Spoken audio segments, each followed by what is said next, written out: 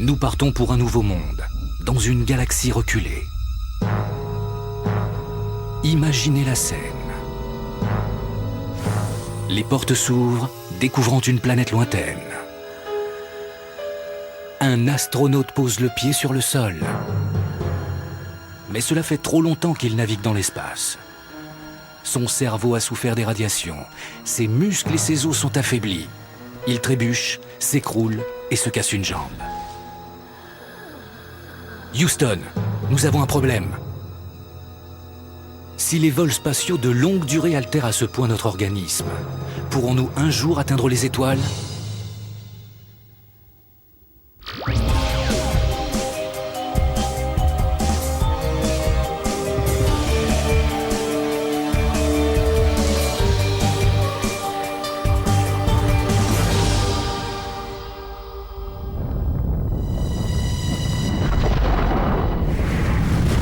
Nos jours sur la Terre sont comptés. Un jour, dans un avenir lointain, le Soleil cessera de nous apporter la vie et nous engloutira. De plus, notre galaxie est un véritable stand de tir. À tout moment, un astéroïde peut percuter la Terre. Sans oublier le réchauffement de la planète, de plus en plus menaçant. Des sécheresses s'annoncent. Les calottes glaciaires risquent de fondre et d'entraîner une montée du niveau des eaux qui pourrait causer notre perte. La seule solution est peut-être de s'exiler. Partir courageusement à la conquête d'une nouvelle planète d'accueil. Là où aucun homme n'a encore posé le pied. Afin de fonder une nouvelle colonie dans un lointain système solaire. C'est l'aventure que nous vous proposons. Êtes-vous prêts pour ce voyage ? Une telle expédition n'a jamais été tentée. Des dangers inédits menacent à tout instant. Notre espèce pourrait même se transformer jusqu'à ne plus être tout à fait humaine. Cette expédition est encore un produit de l'imagination. Mais dans leur laboratoire, des scientifiques bien réels s'efforcent de la rendre possible. Une fois dans l'espace, impossible de faire demi-tour. Ces populations vont devenir de nouvelles espèces. Pour voyager dans l'espace, il faudrait que l'homme puisse hiberner pour rester intact plus longtemps.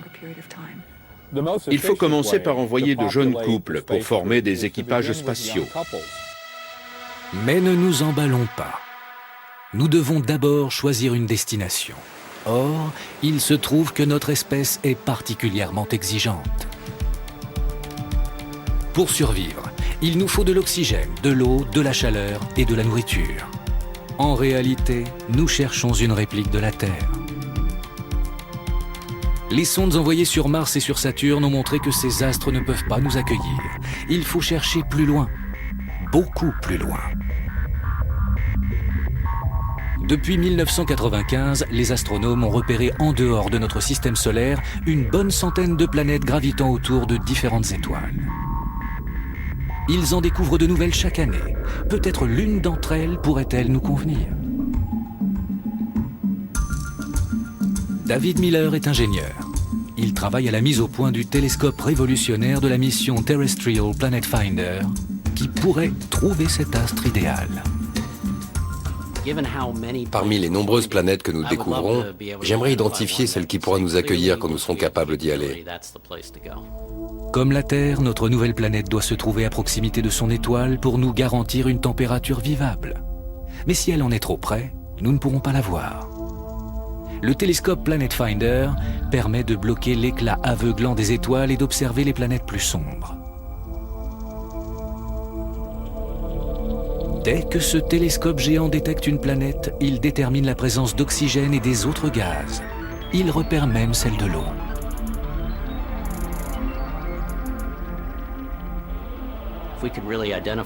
Si nous parvenons à identifier une planète bleue dans le ciel qui possède des océans et une atmosphère nous permettant de respirer, il faudra complètement redéfinir notre place dans l'univers. D'ici une dizaine d'années, nous pourrions donc découvrir une planète semblable à la Terre. Mais l'espace est immensément grand. Combien de temps faudra-t-il pour l'atteindre? La sonde interplanétaire Voyager est extrêmement rapide. Sa vitesse atteint près de 62 000 km/h, ce qui semble considérable. Elle mettrait moins de 2 minutes et demie à faire le trajet Paris-Moscou. Mais il lui faudrait 8 ans pour atteindre Pluton et 70 000 ans pour rallier l'étoile la plus proche, Alpha du Centaure.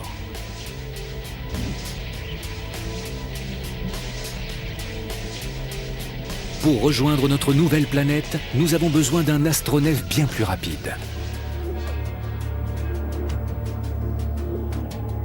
Le principe de la propulsion est utilisé sur la plupart des véhicules spatiaux. C'est George Schmidt qui nous l'explique. Je vais l'illustrer avec un ballon. On remplit le vaisseau d'agents propulsifs, puis c'est la mise à feu qui produit une poussée. La poussée qui anime les fusées les amène à la vitesse de libération, 40 300 km/h environ, qui permet d'échapper à la contrainte de la gravité terrestre.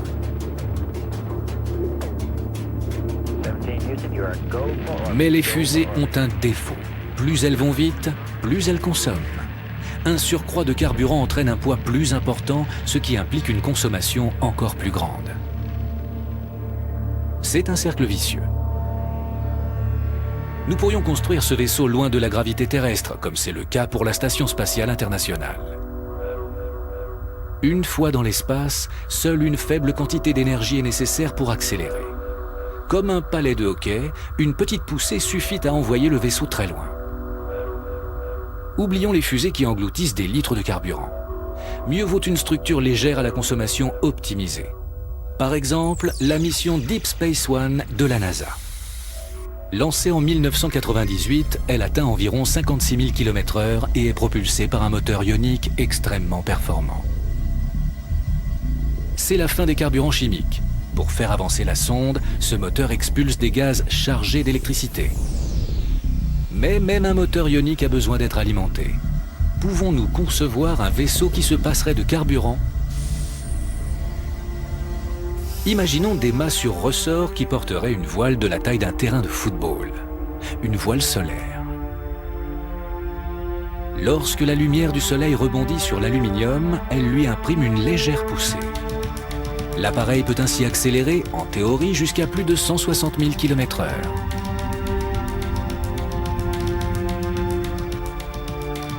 Ce n'est pas un rêve.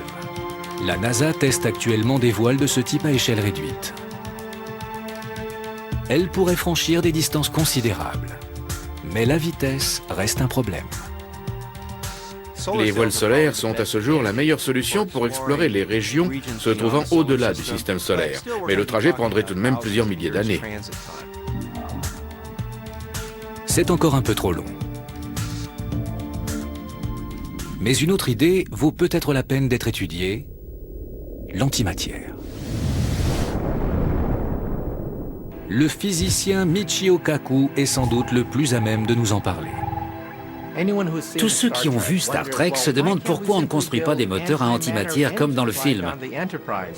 L'antimatière existe bien. Mais elle n'est générée que très rarement lors de chocs à grande vitesse comme ceux qui se produisent au cours des explosions solaires. Il s'agit de particules de matière dont la charge électrique est inversée. Lorsque l'antimatière rencontre la matière, le choc est terrible et extrêmement destructeur.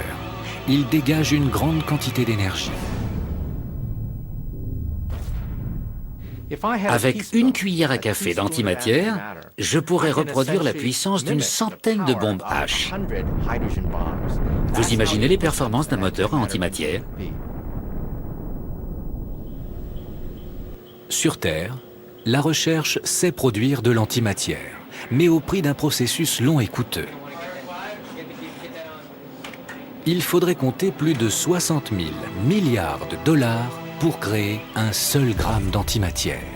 Cela dépasse un peu notre budget. Aujourd'hui, la NASA peut produire des milliards d'antiprotons. Mais ne nous y trompons pas. cela correspond seulement à l'énergie d'une boîte d'allumettes. Pour nous propulser jusqu'à une destination lointaine, il faudrait pouvoir stocker environ 1000 fois cette énergie.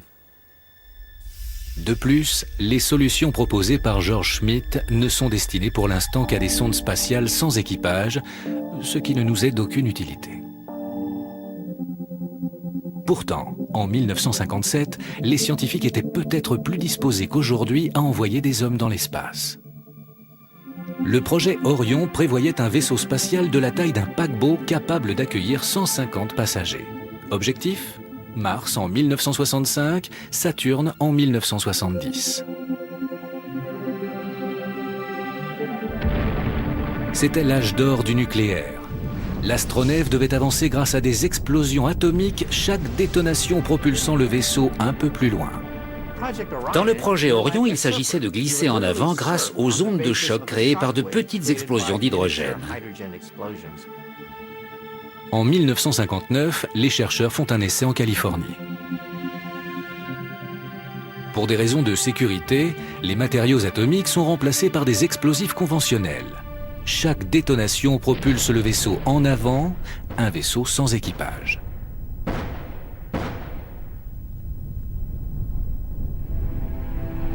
Mais le doute s'installe. L'équipage risque de ne pas survivre à ces fortes explosions nucléaires. Et qu'en est-il des risques d'irradiation ?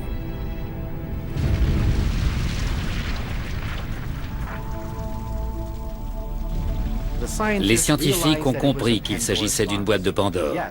Bien sûr, cela aurait permis de percer le mystère des étoiles, mais sommes-nous prêts à jouer avec une telle puissance nucléaire ?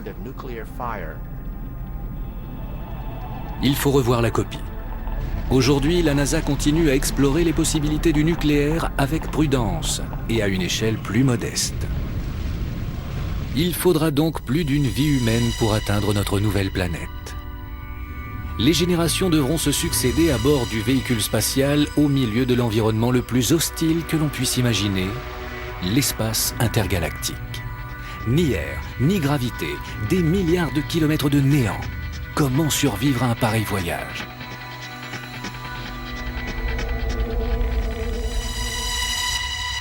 Nous avons quitté la Terre pour prendre notre envol vers une nouvelle planète perdue au milieu des étoiles. Un voyage imaginaire, bien sûr. Nous avons localisé cet astre. Il suffit maintenant de l'atteindre. Avant d'accrocher nos ceintures, toutefois, examinons les difficultés qui nous attendent. Le premier défi saute aux yeux. La gravité. Cette force qui façonne notre existence disparaît dans l'espace. Au sol, le moindre de nos mouvements est un combat contre la gravité. Il nous faut des os solides, ne serait-ce que pour tenir debout, et des muscles puissants pour nous déplacer. La gravité nous apprend même à distinguer le haut et le bas.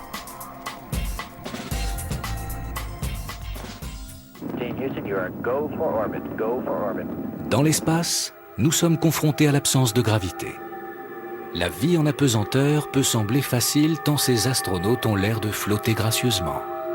Mais sans la gravité, nous sommes comme des poissons hors de l'eau. Et cette nouvelle force apparente n'est qu'une illusion car nos muscles se détériorent. C'est grisant d'avoir l'impression d'être des surhommes. Tout à coup, on peut soulever des objets énormes et accomplir des prouesses extraordinaires. Mais en fait, l'organisme s'affaiblit.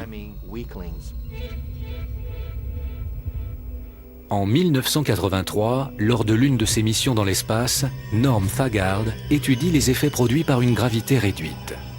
Il observe l'évolution de son corps à mesure que ses muscles s'atrophient. J'ai perdu environ 20% de masse musculaire au niveau du mollet et 10% aux cuisses.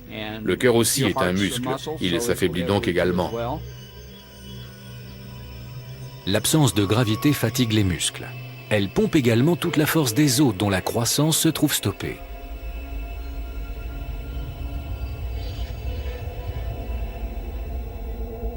sur Terre, dès que nous marchons ou que nous courons, l'impact provoque le renouvellement des tissus osseux.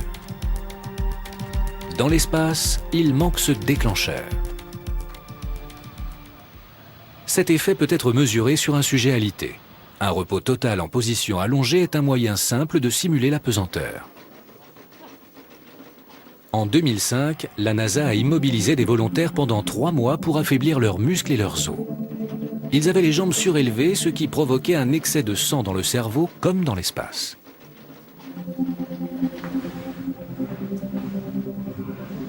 C'est pas très confortable, il faut s'y faire. J'ai des insomnies.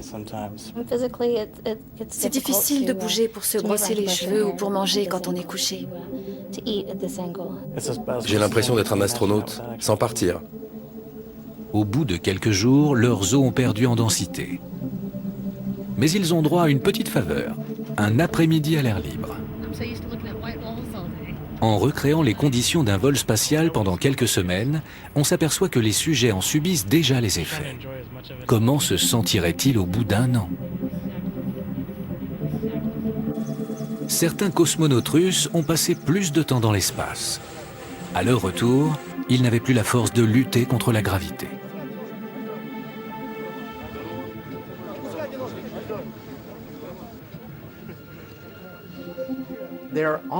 Ils avançaient comme des insectes essayant de retrouver leur force. Les effets se font donc sentir très rapidement. Comment y remédier à l'échelle de plusieurs générations? Si l'on en croit les estimations actuelles, au bout d'1 an, les jambes d'un jeune astronaute paraîtraient tout à fait normales, alors qu'elles auraient perdu 15% de densité osseuse. 2 ans plus tard, à l'approche de Jupiter, il pourrait facilement se casser quelque chose en tombant. Et au niveau de Saturne, une tape sur le dos risquerait de lui briser la colonne vertébrale.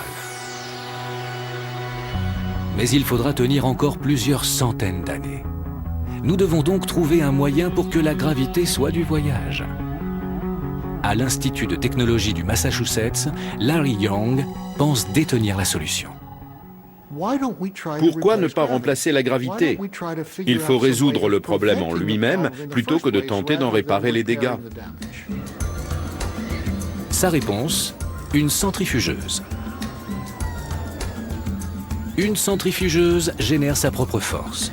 Ce n'est pas la gravité en elle-même qui provoque la croissance des os, mais la résistance qu'elle nous oppose.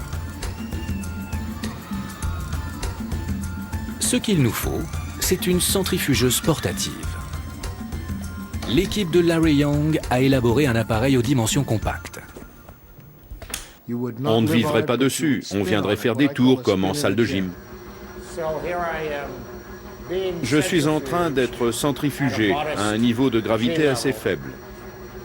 C'est extrêmement confortable. Je sens un petit courant d'air sur les pieds.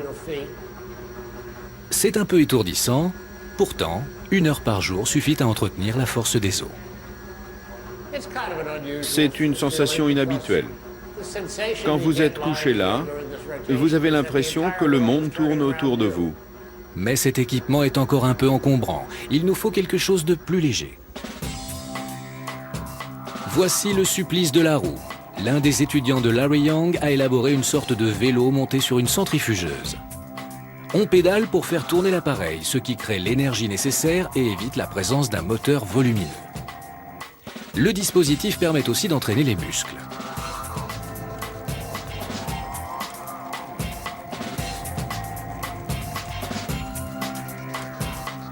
Il est donc possible de dépasser les effets immédiats de la pesanteur.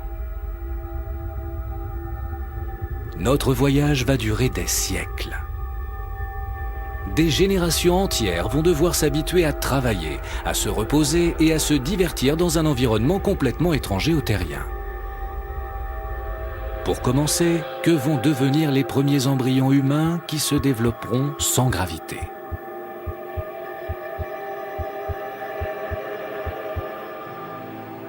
La station spatiale russe Mir peut nous apporter des réponses. Elle était conçue comme une arche de Noé, un laboratoire ambulant destiné à exposer des végétaux et des animaux à la pesanteur, tout en filmant leur évolution. Dans la station, l'astronaute Norm Thagard s'est intéressé aux effets de l'apesanteur sur la reproduction. Il était bien sûr impensable qu'une femme enceinte embarque dans la station. Il a donc étudié des œufs de caille. Le but était de voir si les embryons d'oiseaux se développaient normalement dans des conditions d'apesanteur. Aucun œuf n'arrive à éclosion. Cette constatation est inquiétante. Les embryons ont-ils besoin de la gravité pour évoluer normalement? C'est un vrai problème dans l'optique d'un voyage au long cours. Tant que la question n'aura pas été approfondie, il est évident qu'aucune femme enceinte ne pourra se joindre à un équipage spatial. Comment couper le cordon ombilical avec la Terre si nous devons y retourner pour y donner la vie? Nos enfants risquent de subir des retards de développement. C'est le cauchemar de tous les parents. Jeffrey Alberts, de l'Université de l'Indiana, estime que la gravité est indispensable au développement d'un embryon. Elle nous permet d'acquérir le sens de l'équilibre. Ce chercheur souhaiterait envoyer des rats dans la Station spatiale internationale d'ici 2007.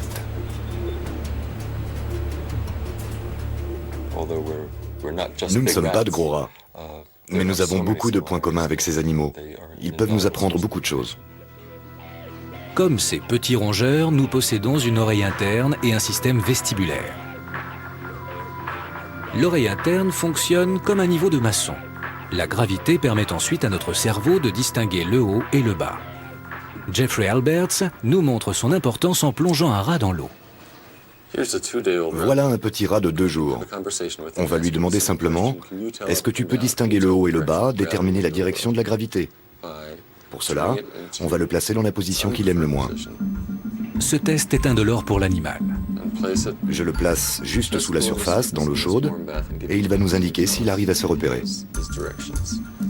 Un petit rat normal comme celui-ci ressent l'attraction de la gravité et se redresse. Vous l'avez vu se retourner? Je vais lui essuyer le museau. Il possède un réflexe de plongée qui l'empêche de respirer au contact de l'eau. Les rats qui ont vu le jour sur Terre ont été confrontés à la gravité alors qu'ils se trouvaient dans l'utérus. Mais lorsqu'un animal grandit dans un environnement en apesanteur, peut-il se diriger?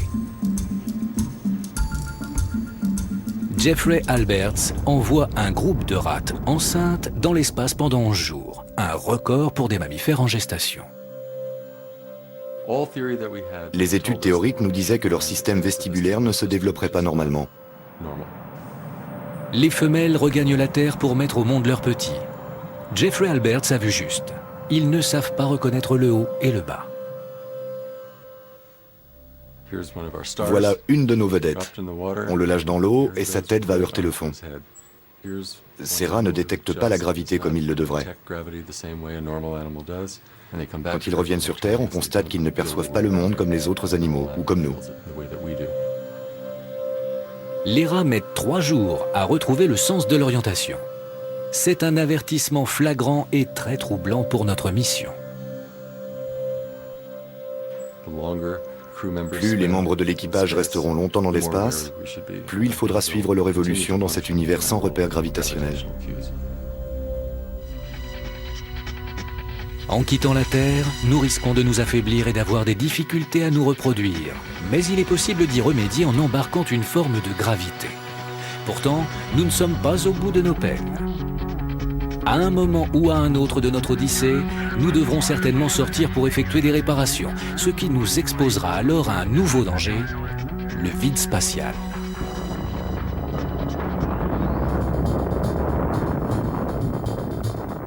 En 1993, la réparation du télescope Hubble dévoile les limites de l'exposition de l'homme à l'espace. Pendant 35 heures, un record, 4 astronautes flottent en dehors de la navette, seulement amarrés par un filin. Pour se protéger contre le terrible froid du vide spatial, ils n'ont que leur scaphandre. Jeffrey Hoffman était l'un de ces astronautes. Après plus de 1200 heures dans l'espace réparties sur 5 missions, il enseigne aujourd'hui au MIT, l'Institut de technologie du Massachusetts. Nous nous sommes préparés comme pour une chorégraphie. Nous savions ce que nous avions à faire Et nous avons pu planifier presque chaque mouvement. La réparation est complexe, les conditions extrêmes. Jeffrey est gêné par sa combinaison spatiale encombrante. Il ne s'agit pas seulement d'être maître de son corps. Il faut se battre avec le scaphandre et très honnêtement, il est plus fort que vous. La combinaison spatiale protège son occupant contre les températures glaciales, tandis que le gaz sous pression qu'elle contient pallie l'absence d'atmosphère. Sans ce scaphandre, nous finirions par suffoquer dans le vide spatial. Mais sa conception actuelle est loin d'être satisfaisante. Sur Terre, il représente un poids supplémentaire de quelques 130 kg. Mais la masse de la combinaison remplie de gaz n'est pas le seul obstacle.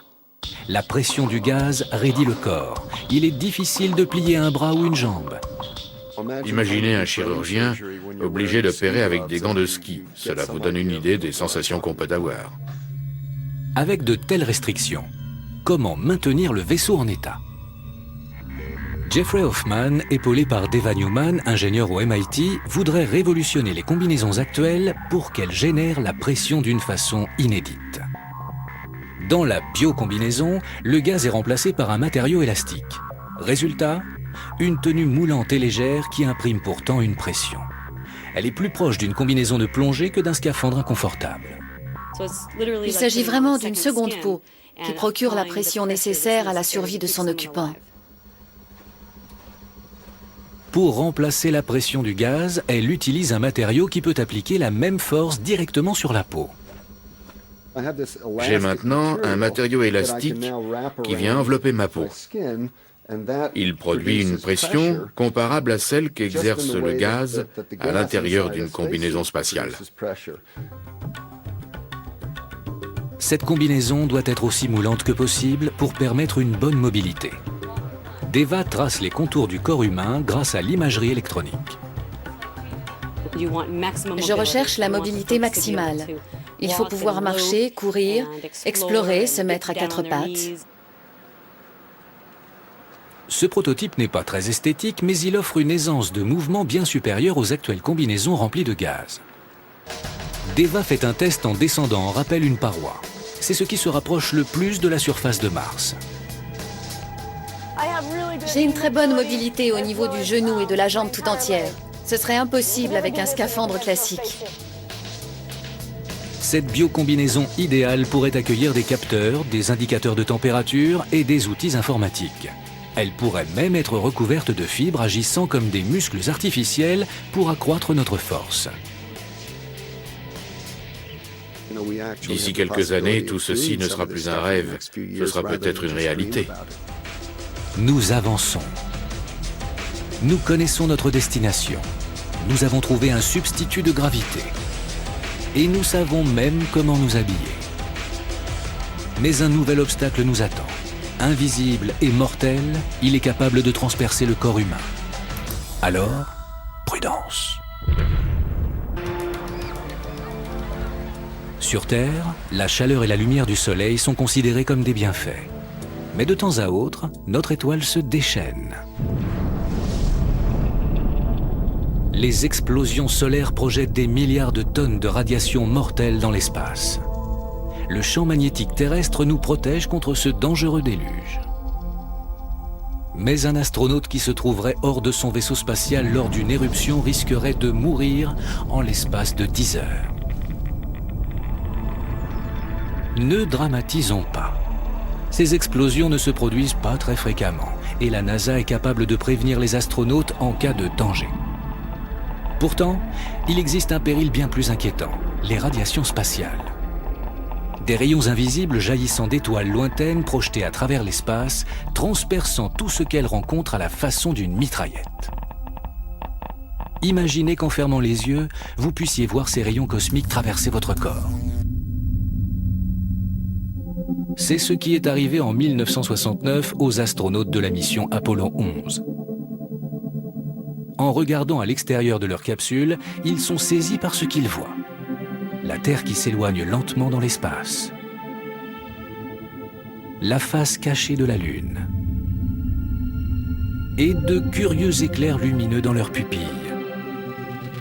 De retour sur Terre, il signale ses flashs au centre de contrôle. La NASA demande alors au physicien Lawrence Pinsky de mener l'enquête. J'ai aussi vu des rayons ou des éclairs très fugaces. Ils étaient vraiment très fugaces. Certains ont décrit des choses qui ressemblaient à des éclairs. D'autres ont parlé d'étoiles, de points ou encore de stries. Lorsque l'information est révélée, de nouveaux astronautes avouent à leur tour avoir eu le même type de vision. Ils ne souhaitaient pas en parler parce qu'ils avaient peur de perdre leur autorisation de naviguer. Ils avaient bien vu des éclairs lumineux, mais personne n'en parlait. Et personne ne voulait être le premier à l'admettre. Selon Lawrence Pinsky, ces éclairs sont peut-être nocifs. Mais ce n'est que 3 ans plus tard, lors de la mission Apollo 16, qu'il peut enfin organiser un test. Il demande aux astronautes de se couvrir les yeux et de décrire les flashs lumineux. Le chercheur comprend que leurs yeux ne sont pas touchés par la lumière, mais par des radiations cosmiques. Chaque fois qu'un rayon atteint la rétine de l'astronaute, le cerveau l'identifie à tort comme un signal lumineux. Ces rayonnements ne semblent pas avoir d'effets immédiats. Mais a posteriori, la NASA a établi lors d'une étude qu'un ancien astronaute sur 6 souffre de cataracte, une proportion plus élevée que la normale sur Terre. Il risque une opacification du cristallin qui peut conduire à la cécité. Les rayonnements cosmiques ont donc bien des effets néfastes. Au fil de notre progression dans l'espace, nous risquons de développer non seulement une cataracte, mais sans doute aussi des cancers. Si les rayons traversent nos yeux, quels effets ont-ils sur notre cerveau? Au laboratoire national de Brookhaven, près de New York, Marcello Vasquez étudie ces risques. Il recrée les rayonnements cosmiques pour évaluer leur impact sur les cellules du cerveau. Nous craignons que les rayonnements cosmiques soient nuisibles pour le cerveau. Mais il a peu de temps à sa disposition. S'il ne résout pas ce problème d'ici 2010, la NASA prévoit d'interdire tous les vols spatiaux habités de longue durée. Une fois l'objectif atteint, les astronautes doivent pouvoir atterrir, exploiter les appareils, se déplacer, se souvenir de ce qu'ils doivent faire et être efficaces. Marcello Vasquez utilise des cellules souches qui sont très fragiles. Chaque seconde est importante. Ces cellules ne peuvent pas rester plus de 10 minutes hors de l'incubateur. Identification terminée. Le faisceau ionique de Brookhaven est le seul qui soit consacré à ce type de recherche aux États-Unis. Les rayons cosmiques se déplacent à plus de 257 000 km par seconde, s'approchant de la vitesse de la lumière. Marcello dirige le faisceau à travers les cellules. 59%, 79%, 99%, la dose est partie. Regardez ces rayons cosmiques. On dirait une balle qui traverse le noyau des cellules et endommage l'ADN au passage. On voit bien les effets des rayons cosmiques lorsqu'ils atteignent l'ADN. C'est édifiant. C'est la preuve que les rayons cosmiques sont susceptibles de détruire les cellules du cerveau mises en culture. C'est très inquiétant. Si une simple giclée de rayons produit de tels effets, il nous faudra un solide bouclier dans notre vaisseau. Le matériau de protection doit être léger. Marcello Vasquez observe la résistance du plastique polyéthylène aux rayons cosmiques.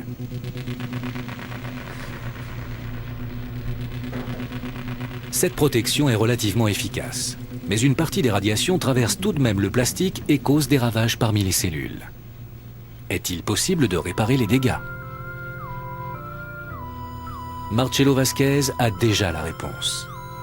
Il étudie des enzymes particulières qui pourraient circuler dans notre organisme et absorber les radiations. Les astronautes prendraient quotidiennement ces enzymes sous forme de cachets.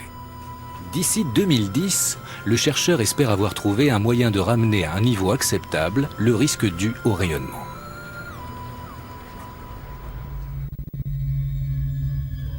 Notre voyage interstellaire se concrétise un peu plus. Mais une telle odyssée risque d'affecter notre esprit autant que notre corps. Dans l'espace, à des millions de kilomètres de toute aide, comment maîtriser un membre de l'équipage qui perdrait la tête?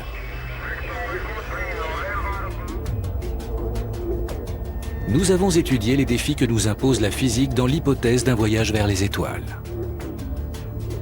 Mais après avoir passé des mois puis des années dans l'espace, loin de la sécurité de notre planète, une nouvelle épreuve nous attend. Pourrons-nous conserver notre équilibre mental en restant enfermés si longtemps?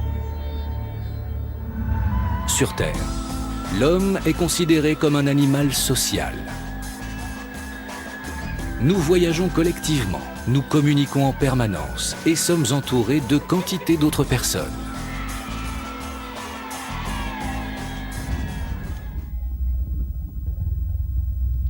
Quel supplice alors de vivre dans l'espace nuit et jour, toute l'année, enfermé dans un espace guère plus grand qu'une caravane, entouré de gens à qui il est impossible d'échapper.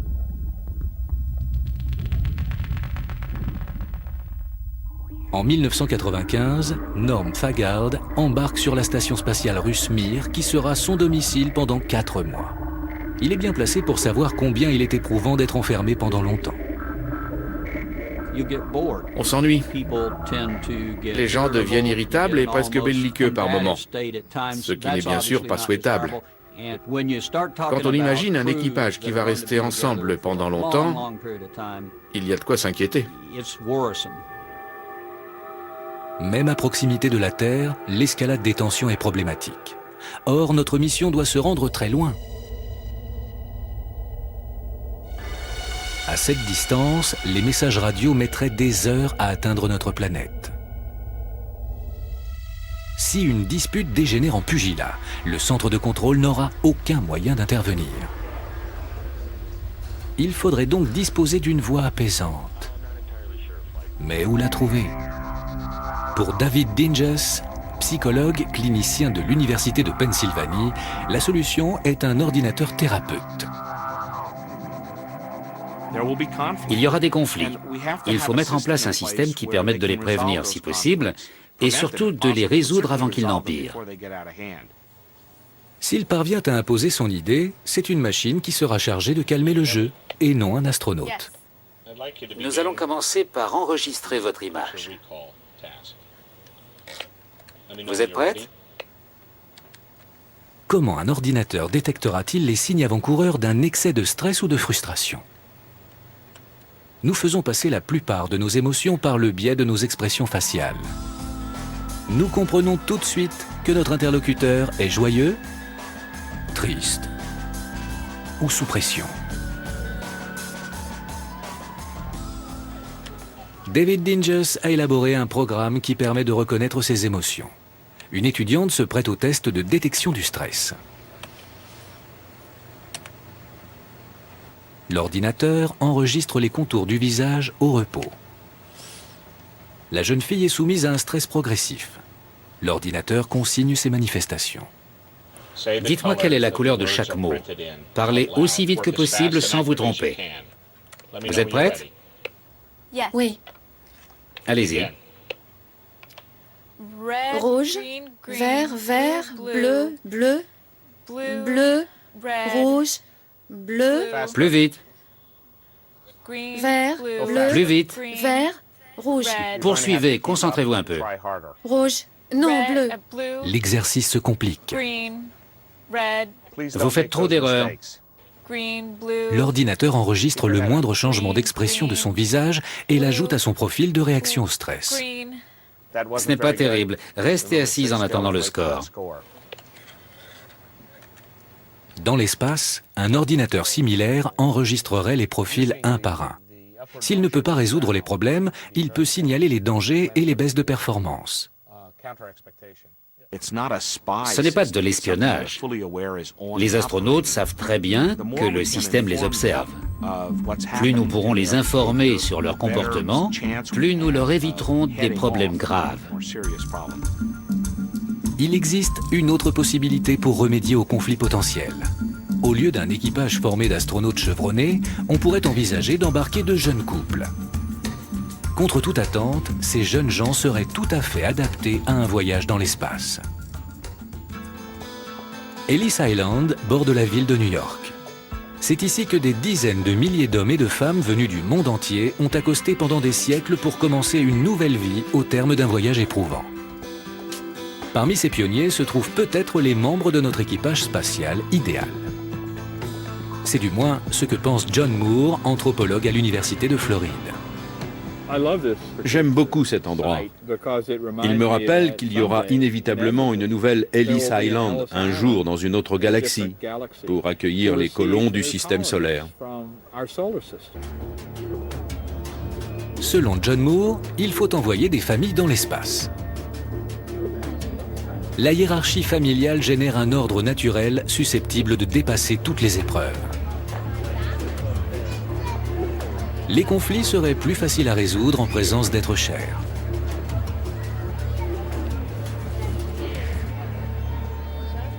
Une famille a les capacités qui permettent de surmonter toutes les difficultés qu'elle peut rencontrer.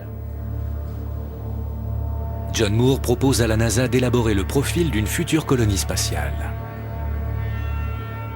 Il étudie d'abord des groupes de pionniers ayant surmonté l'isolement. Il calcule ensuite le nombre de couples nécessaires pour survivre 200 ans sans union consanguine.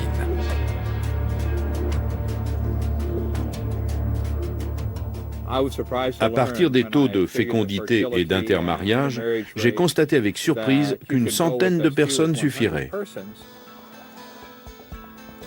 50 jeunes couples sans enfants pourraient donc suffire pour entamer ce voyage. Ils pourraient procréer à bord et former une nouvelle population.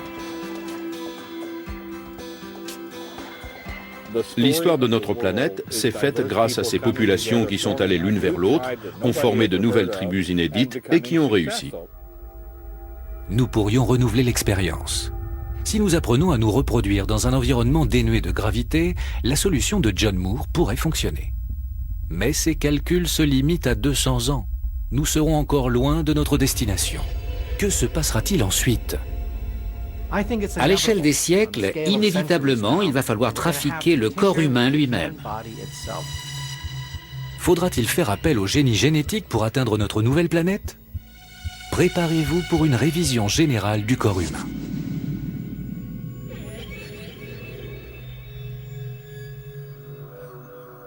Notre mission extraordinaire continue sa route vers un lointain système solaire.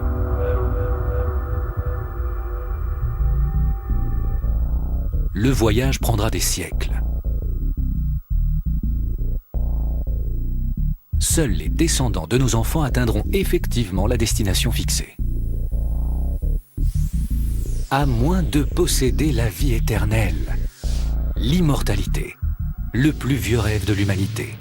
Et peut-être est-il à notre portée. Cynthia Kenyon, de l'Université de Californie, pense avoir trouvé le moyen d'arrêter le temps. Elle teste sa théorie sur un ver qui possède un tiers d'ADN en commun avec l'homme. Comme nous, il est fringant quand il est jeune, tandis qu'il est plus sédentaire en vieillissant, comme tous les animaux âgés. En 1993, Cynthia découvre le gène qui, selon elle, est responsable du vieillissement. Il détermine la longévité et la rapidité du vieillissement. Elle trouve le moyen de bloquer ce gène. À sa grande surprise, la durée de vie du ver est multipliée par 6. On regarde ces animaux qui devraient être morts ou grabataires, or ils sont en pleine forme. Ça donne le frisson. Ils devraient être morts et pourtant non. À l'échelle humaine, cela nous donnerait une espérance de vie de 500 ans. Comme les vers, nous resterions actifs pendant toute cette durée.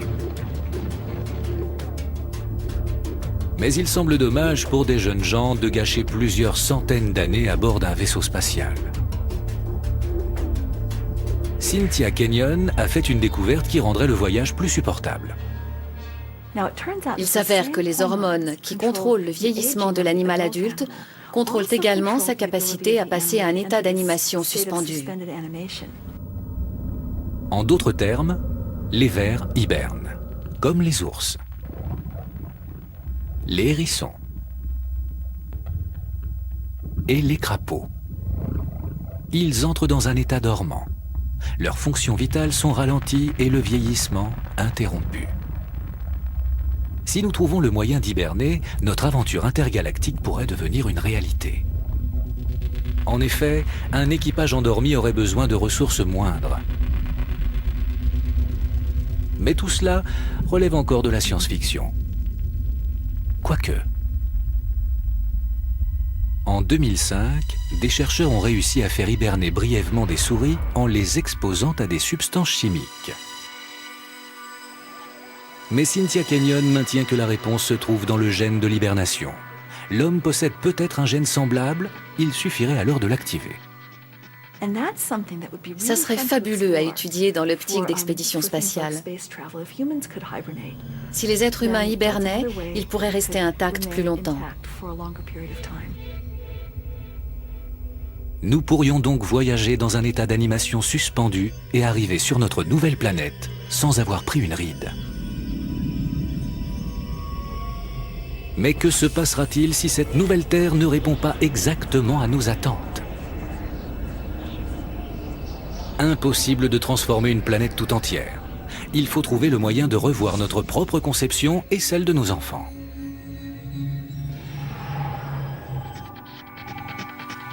À l'université de Princeton, Lee Silver a créé un département de génétique révolutionnaire qui se propose de modifier l'ADN des embryons.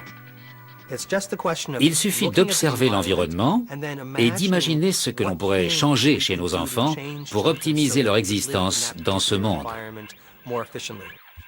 Nous pourrions donc surmonter tous les problèmes liés à notre expédition avant même la naissance de nos enfants en modifiant leurs gènes. Les manipulations génétiques ne relèvent pas de la science-fiction. Elles se produisent au moment où nous parlons sur les animaux du monde entier. En juin 1997, des scientifiques isolent chez la méduse le gène responsable de son rayonnement dans l'obscurité. Ils l'injectent ensuite dans des embryons de souris. Résultat, des rongeurs fluorescents. Nous n'avons pas vraiment besoin de briller dans le noir. Mais nous possédons une part d'ADN en commun avec de nombreux animaux. Lee Silver estime qu'il serait possible de prélever les gènes les plus utiles sur chaque espèce en vue d'optimiser notre propre descendance. Nous pourrions transférer vers l'homme les attributs les plus intéressants que nous repérons sur les autres espèces. Quelles sont les caractéristiques que nous pourrions souhaiter acquérir? L'un des gènes les plus précieux serait celui qui protège contre les radiations. Mais son propriétaire n'est pas très sympathique. C'est en effet le cafard qui détient ce gène qui nous serait bien utile. Nos connaissances scientifiques sur les gènes du cafard peuvent nous aider à modifier nos propres gènes. Ceci entraînera la synthèse d'une protéine plus efficace contre les radiations. Il s'agit simplement de modifier notre composition chimique, pas de nous transformer en cafards géants. Les terriens de demain pourraient bénéficier d'eau plus solide pour surmonter la pesanteur, ou de poumons plus efficaces s'accommodant d'une faible teneur en oxygène. Si l'on modifie les gènes d'un enfant, ce changement est définitif. Pour sauvegarder le genre humain et survivre dans un univers hostile, faudra-t-il nous métamorphoser jusqu'à devenir méconnaissables? Ces populations qui se rendront sur une nouvelle planète vont devenir une autre espèce.